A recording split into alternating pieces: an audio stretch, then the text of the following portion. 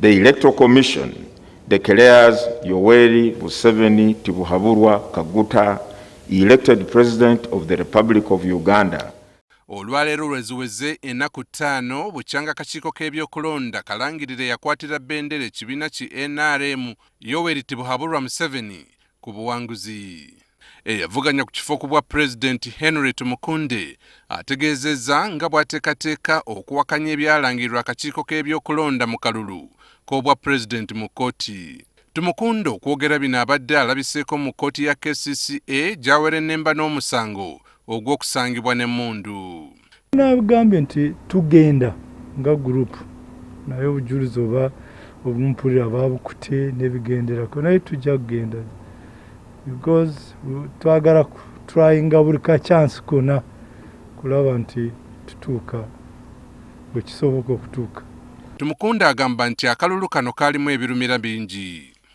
Boxes mu bazitute manya tallying centers ne bazizingawo noza mwalabye abantu bapakira bululu munanka omulala electoral official nga alabye gokubidde akalulu n'akayuza. Ekirala ekikaabya amaziga mazima kwe kulaba nti omuntu bakuwa obululu bwe bagadde kama nti gwe kikuwadde 0.0.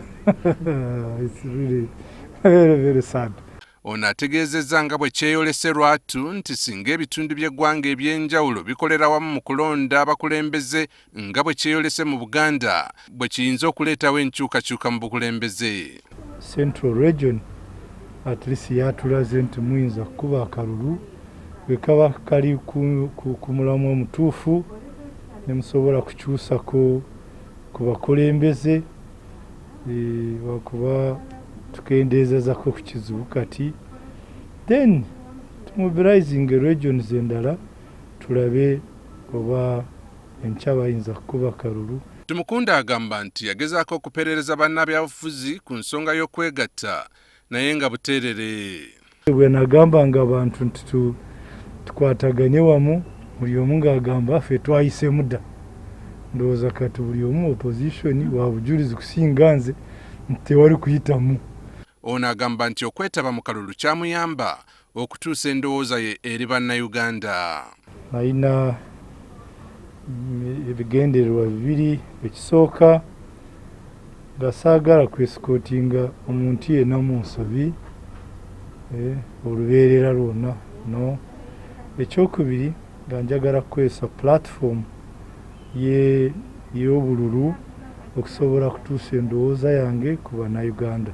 Ono era ategeezezza nga bwe balina okwongeramu amaanyi mu kusomesa abantu mu ggwanga lyonna ku mugaso gw'akalulu. Aaron Mukama, NTV Akawungezi.